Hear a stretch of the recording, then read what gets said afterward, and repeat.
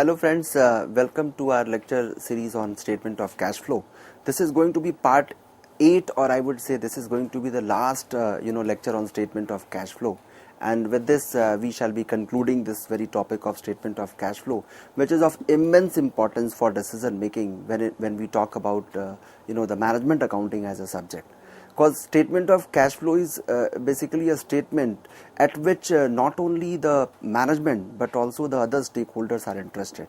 They wish to know that what is the cash position of the company, and nowadays this has gained huge prominence in relation to other financial statements. Although people are interested into the financial results of the company, they do look at the profit and loss account and balance sheet, but statement of cash flow is something which is in great demand by the stakeholders, just to know that what is the cash position of the company, whether company is sound in terms of cash or not, what is the cash paying capacity of the company, and there are many other contours of discussion on statement of cash flow. So keeping that in mind, in this last lecture or concluding lecture of mine on statement of cash flow, I thought of coming up with an idea of calculating cash under a specific head of statement of cash flow. Say for instance, earlier we have been taking up the questions, a complete question comprising of all three activities, that is operating, investing and financing. Here we are planning to have a specific head of statement of cash flow, and then we shall be telling you how to calculate, how to show those transactions if you have to do the calculation of cash flow in a specific set of activity, either it is operating, investing or financing. And then I'll be concluding with the idea of uses or advantages of preparing statement of cash flow, and then limitations of statement of cash flow. So let us start with a specific set of activities, a specific activity under the statement of cash flow. And what is the motive behind coming up with this kind of question? Because you are accustomed to calculating the statement of cash flow for all three activities, but at times in your examination question or even in the practical life, suppose if you are an investor, you are not interested into the calculating the cash flow from operating activities, rather you try to look at the cash flow from financing activity, what is the outcome under financing activity. Or if you are into from the supplier side, you have supplied machinery to a company, you wish to know what is the situation of investing activity of this company. So here is a question in front of you which demands from you that how will the following transactions be recorded while presenting cash flow from financing activities. So this question is now focused upon, or you can say concentrated upon, calculation of cash flow from financing activity. So you have to find out that under financing activity, how would you show these transactions. So let us take up transactions one by one, and then I'll show you how we show it in the statement of cash flow. Issue of 10,000 equity shares of having a face value of rupees 10 each at a premium of rupees 40 per share. So if we look at the total issue price, the price of equity share is rupees 10 per share, and the premium amount is rupees 40, which makes the total price of the share to be rupees 50 per share. So 50 per share into 10,000 equity shares will actually become 5 lakh rupees, and then question is reporting that there is an issue expense amounting to rupees 1 lakh. So you have issued equity shares, you have raised some fund, obviously that is going to be your cash inflow, but issue expenses will definitely be shown as cash outflow. How it will be shown, I'll show you separately. Right now I'm discussing each and every point, the way we have to analyze while looking at this question. Point number 2 is saying debentures issued 5 years back. So 5 years back you have issued some debentures and they had face value of rupees 100 crore, and they are now converted into 1 crore equity shares having face value of rupees 100 each during the year. So these debentures have not been issued in this year, they have been issued 5 years back. So at that point of time it must have been shown as cash inflow. Under which head? Under financing activity.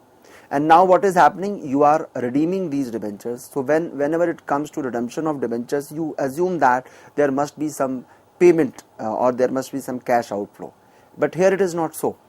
these debentures are basically, they might have been convertible debentures because they are now converted into equity shares. So since they are convertible debentures, they'll be shown as we have to think whether it will be shown as cash outflow or not. Answer is no, because there is no cash involved, and we are preparing statement of cash flow. So any transaction, if it does not involve any cash inflow or outflow, we shall not be recording it in statement of cash flow. Next item is a fresh loan taken during the year from a bank amounting to rupees 430 million. So you have taken a loan, there is a fresh loan of 430 million and loan of rupees 280 million repaid during the year. So you have taken, there might be a possibility that from one bank you might have taken 430 million and from another you have repaid rupees 280 million during the year, and the net increase in loan from bank amounts to rupees 150 million. Now this information at times creates some confusion in your mind, that earlier the loan was of 280 million, now it has become 430 million. So obviously there is an increment in the amount of loan to the extent of rupees 150 million. What is the purpose of reporting this? The purpose of reporting this here is that earlier your requirement was limited to 280 million rupees, which has now increased to the extent of 430 million. So there might be a possibility that to repay loan from a specific bank, you might have taken a bank loan from the company, and in addition to that you might have required some more amount, and that is why the loan amount have increased to the extent of 430 million. And that I'll show you how to show it in the statement of cash flow.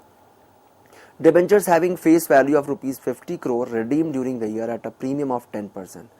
My dear learners, when you are redeeming debentures at premium, then definitely there are two components of payment. One is the face value, another is the premium.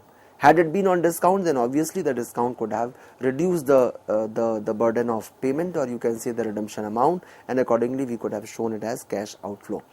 Next item is company bought back 20,000 shares from the market at rupees 120 per share. That shall result into cash outflow, some payment, and obviously it will be shown as cash outflow under which activity? Under financing activity, because you have issued equity shares and you are repaying. So issue of equity shares and redemption of those shares, they belong to financing activity. And the next point is 10 million equity shares of rupees 10 each issued as bonus shares to the existing shareholders. That also becomes a point of concern for you, how to show it in the statement of cash flow. So I shall now be telling you one by one how to deal with these kind of problems in your examination when they come to you as a question. So the first point is issue of 10,000 equity shares having face value of rupees 10 each at a premium of rupees 40 per share.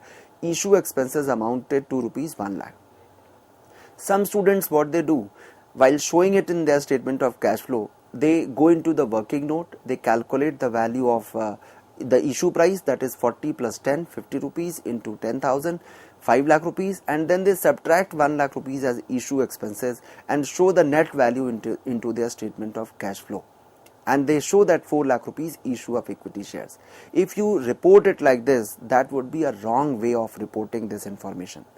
The right way of reporting this information is that you should first report what is the amount you have raised, and then what are the issue expenses, because these are two different things. You have not raised only 4 lakh rupees, you have raised 5 lakh rupees. But there is another point, that to raise this money you have spent spent an amount of rupees 1 lakh as issue expenses. So what is the right way of showing it in statement of cash flow? That is what I am going to show you here. Under cash flow from financing activity, we shall be writing issue of equity shares, and if you see the value 10,000 into 50, the amount comes to be 5 lakh rupees, and that can be verified from our journal entry also, from our cash book also, that you have issued equity shares 10,000 equity shares at a price of rupees 50, and there is a total value of 5 lakh. You have some issue expenses that need to be reported as cash outflow.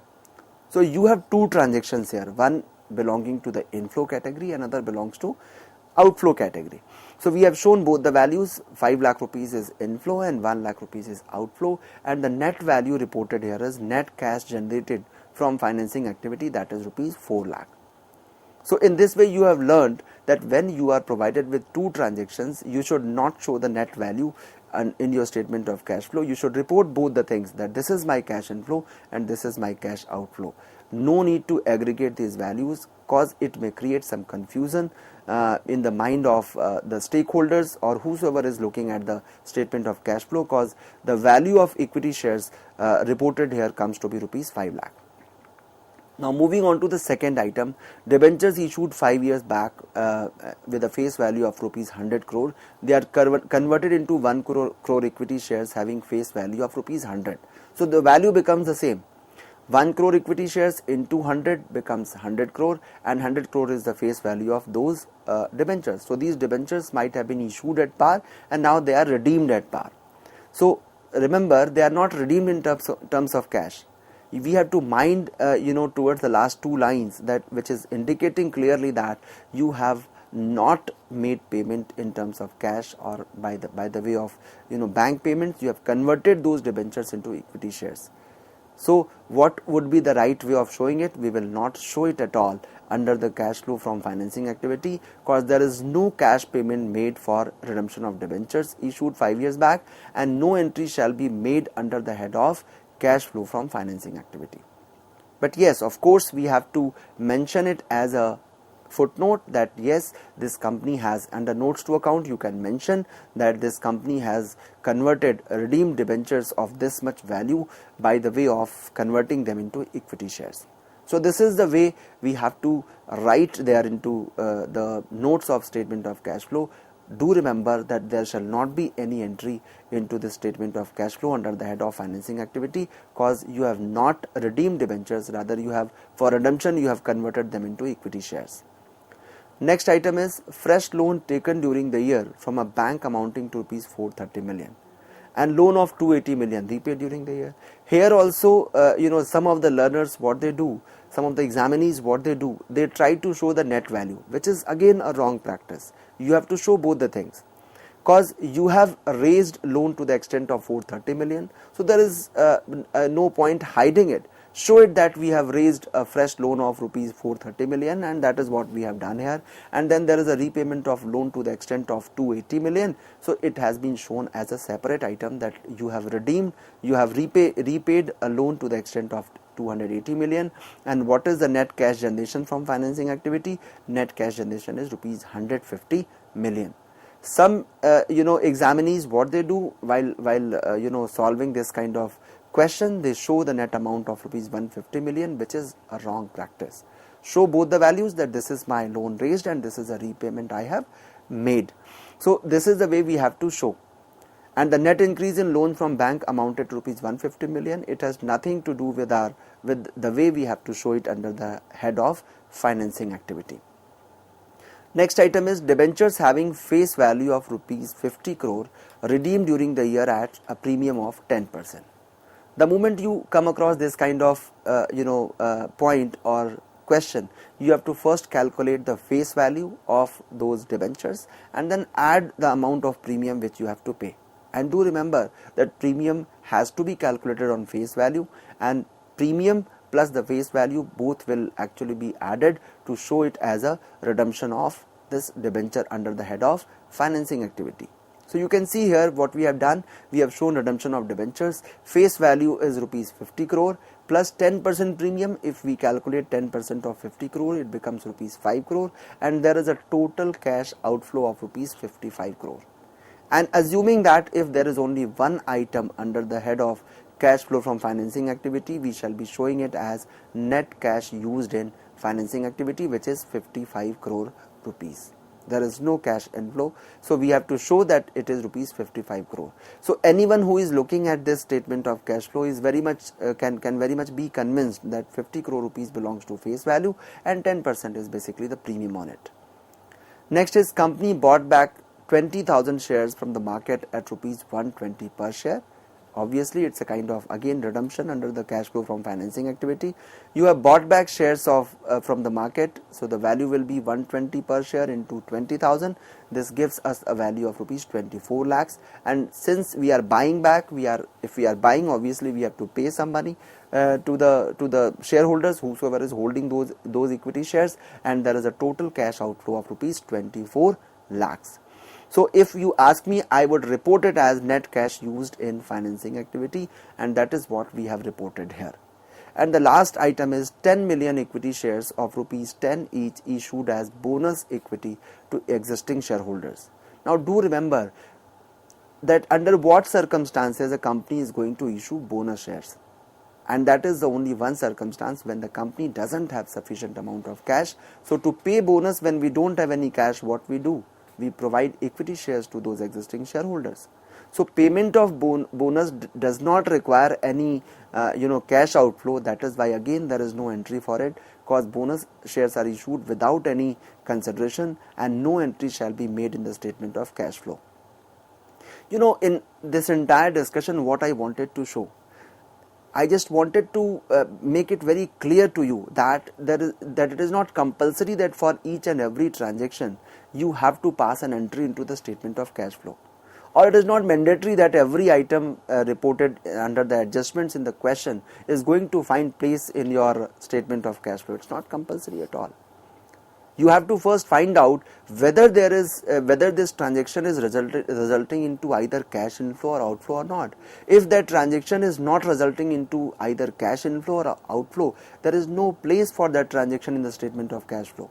And we have taken more than 2 transactions here just to indicate that, see, these are the situations where there is no entry for this transaction in the statement of cash flow. So this must be clear to you. You should know the concept. There has to be a conceptual clarity that bonus equity is issued by the company in terms of equity share only. There is no cash involved, and since there is no cash involved, we cannot show it in the statement of cash flow. So this is what was actually set as an agenda of this lecture. In the first part, that we shall be taking up a question where you are asked to show the impact of that transaction on one head of statement of cash flow, and here it was financing activity. Now I shall be concluding with the uses of statement of cash flow.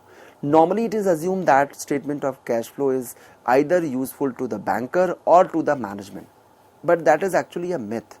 It is not only useful to the management but also to the investors, creditors, and I would say that almost each and every stakeholder is going to have something out of this statement of cash flow. They can draw some inferences out of that data, that value which is reported into the statement of cash flow.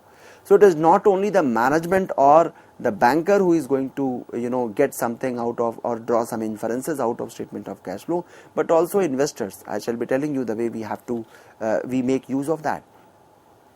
Moving ahead, I shall be taking the first point, that it is helping us in predicting amount and timing of future cash flows. So any party, any stakeholder, if they are willing to have a prediction, they wish to predict the amount and timing of future cash flows, then obviously the statement of cash flow is going to help them. You can predict the amount and timing of future cash flow. Like suppose if company has issued equity shares and that equity share have been issued at premium, then obviously that since company is into the process of IPO, that is initial public offering, and this entire process takes some time, so cash inflow will be there in terms of issue of equity shares. So you can predict the amount and timing of future cash flows. Not only that, if you wish to know whether the company is able to pay cash dividends or not, if your company is having cash profit, suppose I'm an equity shareholder and I wish to know whether company will be paying any dividend to me in terms of cash or not, or company may say that there is no cash profit, so we shall not be paying dividend to you, rather there would be a repatriation of profit into the company and that entire amount shall be transferred to the reserve and surplus.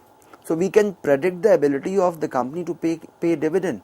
Not only dividend, also the bonus to the employees. Suppose company is planning to pay bonus to the employees, but there is no cash available. So what company will do? If company doesn't have any cash available, company will definitely issue equity shares to those shareholders or to those employees. So it is helpful not only for employees but also for the investors who have made investment into this company, because they are at the receivers and they are expecting some dividend from the company. Suppose if you are an accountant, or you are an employee of that company and you wish to know that what will be the hike in our salary, or whether the company will be giving us any ESOPs or not, whether the company will give us some share in profit or not. When you are a KMP, you are a key managerial personnel, and your incentive is being linked to the profit, so it will help in knowing the difference between the book profit and the net cash flows from operating activities. That, see, book profit is another thing, but whether the company is in a position to make payment in terms of cash or not. So there is a huge difference between the book profit and the cash profit. Cash flows and book profit, they are entirely different. So any party, any of the stakeholders, be it investor, be it a banker, be it a manager, be it a shareholder, be it an employee, anybody who is willing to know that what is the cash position of the company, this is a statement which is going to help them. When it comes to bankers, why it is also called as banker statement? Because when it comes to bankers, heavily or significantly rely upon the statement of cash flow, because they wish to know that if this company is not having cash profit, obviously it shall not be in a position to repay the debt, or there shall be some problem in terms of payment of EMIs. If we are sanctioning loan to this company, whether this company will be in a position to repay that debt or that loan or not, and that is completely dependent upon the statement of cash flow. So it is not only a ratio which is going to, not only the interest coverage ratio which is going to tell you that whether it is more than 1. If it is more than 1, then obviously company is in a good position. Suppose if your company is having interest coverage ratio, which we calculate by having a formula of EBIT upon fixed interest charges. Suppose your EBIT on in terms of book profit is very good, but there is no cash. So how would the company pay that amount of EMI to the banker? How would the interest payment will take place? So banker is very much interested, apart from this ratio, banker is very much interested in knowing what is the net cash flows from operating activity.